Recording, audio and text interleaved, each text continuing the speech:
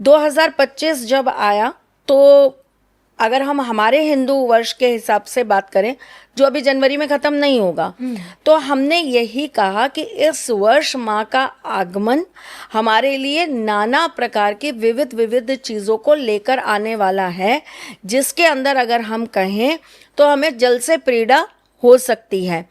जल, अग्नि, आकाश और वायु, ये 4 चीज़ें जो हैं ये हमारे लिए पीड़ा का कारण बन सकती हैं। और आप देखिए, ऐसा नहीं होता है कि भविष्यवाणी जो होती हैं या जो प्रिडिक्शंस दी जाती हैं वो ये दी जाती है कि आग लगेगी तो पूरे देश में आग लग जाएगी। लोग कहते हैं ना, आपने बोला एक जगह तो बरसात हो रही थी, एक जगह जो है अग्नि जल रही थी, तो ऐसा नहीं होता है। आपका जब आप किसी बात को प्रिडिक्ट करते हैं, जब आप किसी बारे में बताते हैं, तब आप ऐसी भविष्यवाणियां करते हैं कि इन चीज़ों की वजह से आम जनता को कठिनाई होगी, जिसमें हमारे देश का भारी नुकसान हो सकता है।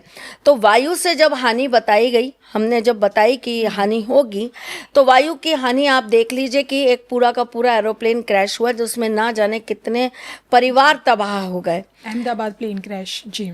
एक परिवार तबाह नहीं होता जब एक व्यक्ति मरता है, उससे जुड़े हुए बहुत सारे परिवारों को उन चीज़ों का शोक मनाना पड़ता है। एक अगर मैं एक फीमेल की बात करूं तो एक फीमेल अपने घर, अपने मायके की भी होती है और अपने ससुराल की भी होती है। एक बेटा अपने पिता के घर का भी होता है तो अपने ससुर के घर का भी होता है, और उनसे और ना जाने कितने लोग जुड़े होते हैं। तो इसी प्रकार से अगर हम बात करें तो पता नहीं कितने घरों के अंदर शोक के मातम बन गए और शोक की अवस्था आ गई। अब उसी तरीके से अगर हम बात करें कि भाई जल की व्यवस्था जो है वो इस साल खराब रहेगी, जो हमने 2025 में बताया। 2025 के अंदर जल जो है आपके लिए पीड़ादायक रहेगा। तो देखिए, जगह जगह इस बार खूब जल बरसा, जिसकी वजह से बहुत दिक्कतें आई, बाढ़ आए, बादल जो हैं फटे और लोगों को जो है भारी नुकसान का सामना करना पड़ा। अगर हम भूमि की बात करें तो भूकंपों की वजह से भी इर्द गिर्द में हमें काफ़ी कुछ जो है झेलना पड़ा। अगर हम आग की बात करें, अग्नि की बात करें, तो अग्नि भी कहीं ना कहीं कारण बनी इस बार बहुत सारी चीज़ों के डिस्ट्रॉय होने का। अभी कुछ दिन पहले, 5-7 दिन पहले की अगर हम न्यूज़ की बात करें, एक चलती हुई बस के अंदर आग लग गई, जिसमें काफ़ी लोग जो बस में बैठे हुए थे वो उसी समय मर गए। तो देखिए, हमारी जो भविष्यवाणियाँ होती हैं, हम जो जिस भी चीज़ को लेकर आपको भविष्यवाणियाँ जिस आधार पर करते हैं, वो आपको आने वाले वक्त के बारे में संकेत देती हैं। अब वो संकेत जो है वो अलग अलग क्षेत्रों से, अलग अलग जगह से हमें प्राप्त हो सकता है। जैसे कि अगर मैं 2026 हमारे हिंदू वर्ष के हिसाब से अगर बात करूं कि कैसा जाने वाला है, तो आपको परिवहन और जो ट्रांसपोर्ट होते हैं, खास करके गवर्नमेंट जो ट्रांसपोर्ट है, जैसे कि रेल हो गई, जैसे कि आपकी बसेस हो गई, इनसे आपको बहुत ज़्यादा पीड़ाएं मिल सकती हैं। इनसे लोगों की जनजीवन अस्त व्यस्त होने की पूरी संभावनाएं बनी हुई हैं। अगर हम 2026 को राजनीति के हिसाब से देखें तो 2026 के अंदर बड़े उथल पुथल होने वाले हैं, अंदरूनी गृह युद्ध होंगे। हमारे देश के राजा को अपनी व्यवस्थाओं को बहुत अलग अलग तरीके से बदलना पड़ेगा। आतंकवादी हमले होने की पूरी संभावनाएं हैं। दूसरे देशों द्वारा षड्यंत्र करके हमारे यहाँ पर कुछ ऐसी व्यवस्थाएं की जाएंगी, चाहे वो दुश्मन, हमेशा ये ज़रूरी नहीं है कि सामने से वार करे, दुश्मन का वार पीछे से भी होता है जी।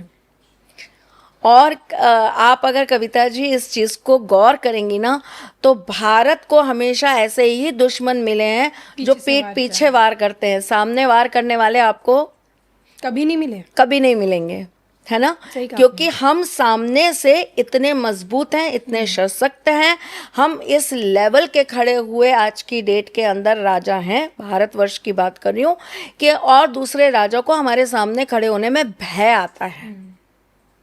तो इस प्रकार से जो पीछे लोग हैं, पीछे जो देश हैं, वो अंदरूनी कुछ इस तरह की गतिविधियां करेंगे कि देश के अंदर अंदर आंतरिक रूप से चीज़ें जो है वो खराब हों। कुछ ऐसी बीमारियों की वजह से एक आधी महीना इंसान बहुत परेशान रहने वाला है, और प्रमुख जो मैं आपको इस 2026 को लेके भविष्यवाणी करती हूँ वो ये कि इस 2026 के अंदर राजनीतिक उथल पुथल बहुत ज़्यादा बढ़ेगी। और उसके पीछे का कारण क्यों? कुछ ग्रह नक्षत्रों की इस तरह की इस समय युतियाँ जो बनी हुई हैं वो एक सबसे बड़ा कारण बनेगी। और दूसरा, मैंने आपसे कहा ना, इस भविष्यवाणियाँ जब हम करते हैं तो हम केवल एक चीज़ को आधार नहीं रखते, बहुत सारी चीज़ों को देखते हैं। तो उस हिसाब से अगर मैं देखूं तो आने वाला वर्ष हमारे लिए थोड़ा सा कष्टदायक रहने वाला है। बिल्कुल। अब अगर मैं एक आम आदमी के नज़रिए से आपसे पूछना चाहूँ कि इन्वेस्टमेंट पर्पस के ज़रिए, जैसे कि महंगाई बढ़ रही है, हम सभी जानते हैं, लेकिन इस महंगाई के दौर में हर कोई अपनी बचत करने में भी लगा रहता है। अब अगर आज की डेट पे देखा जाए तो गोल्ड की कीमत इतनी बढ़ गई, और मुझे याद है आपके इस वक्त बहुत सारी वीडियोस रील्स वायरल हो रही है जिसमें आपने गोल्ड को लेकर जो प्रेडिक्ट किया था एक्यूरेट वही हो रहा है। गोल्ड की कीमतें उछाल मार रही हैं। मतलब अब आगे मार्केट कैसी रहेगी, क्या इन्वेस्टमेंट करना चाहिए आम आदमी को जिसमें थोड़ा बहुत अपना सेव कर पाए? देखिए, सबसे पहली बात तो यह है कि 2026, 2027 और 2028 ये समय जो है ये महंगाई को बढ़ाने वाला समय है। 3 साल 3 साल ये मतलब महंगाई को बहुत ज़्यादा, जिसे कहते हैं, बढ़ा देंगे। तो ऐसे समय में मैं ऐसा मानती हूँ कि आपको इन्वेस्टमेंट बहुत सोच समझकर करना चाहिए।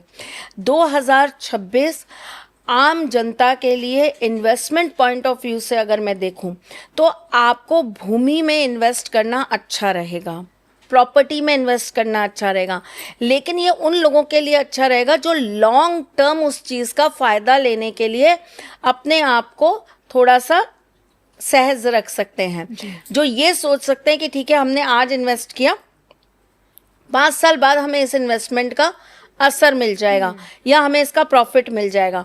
लेकिन जो लोग ये सोचते हैं कि आज इन्वेस्टमेंट किया और 6 महीने बाद रिजल्ट मिल जाएगा, तो मैं कहूँगी नो, ये साल आपके लिए नहीं है। शेयर मार्केट, ट्रेड मार्केट, ये जो शॉर्ट टर्म जो इन्वेस्टमेंट्स करके प्रॉफिट लेने वाले लोग होते हैं, इन्हें बहुत संभल के और सतर्क रह के चलने की ज़रूरत है जी। मार्केट इस समय अगर हम फाइनेंशियल तौर पर बात करें तो अचानक से ऊंचा होगा और अचानक से गिरेगा। चांदी, आज जहां पर हम बैठे हैं, आज चांदी दिन पर दिन बढ़ती जा रही है। और आप मुझसे अगले साल इसी वर्ष बैठकर इसी समय आप मुझसे बात कीजिएगा, आप कहेंगे त्रिशला जी चांदी इतना चढ़ी और एकदम से कैसे गिर गई। जिन लोगों ने चांदी में इन्वेस्ट किया उन लोगों का तो देखिए, थोड़ा सा समझदारी के साथ स्मार्ट बनने की जरूरत है। देखिए, 2018 तक चीज़ें जो थी वो बिल्कुल नॉर्मल तरीके से चल रही थी और नॉर्मल तरीके से ही हम उन चीज़ों को वैल्यू कर रहे थे और नॉर्मल तरीके से हम अपने जीवन को जी रहे थे। 2018 के बाद से हमें और स्मार्ट होने की ज़रूरत है। 2026 अपडेटेड होने का समय है जी। अपडेट करिए अपने आप को, जैसे अपना फ़ोन अपडेट करते हैं वैसे अपना भी वर्जन अपडेट कर लीजिए। अगर आप इन्वेस्टमेंट करते हैं तो इन्वेस्टमेंट करिए, इन्वेस्टमेंट के लिए बहुत अच्छा साल है जी। लेकिन ये सोचकर इन्वेस्टमेंट करिए कि ये इन्वेस्टमेंट मुझे 2 दिन के लिए करनी है, 2 हफ्ते के लिए करनी है, 2 महीने के लिए करनी है, 2 साल के लिए करनी है या 20 साल के लिए करनी है। आपको ये पता होना चाहिए इन्वेस्टमेंट करना गलत नहीं है, पैसे लगाना बहुत बढ़िया, पैसे कमाने वाला साल है ये 2026। अगर आपके पास शार्प स्किल है तो आप 2 रुपया डाल के और 20 लाख रुपया कमा लेंगे, लेकिन आपको टाइम का मैनेजमेंट आना चाहिए। ओके।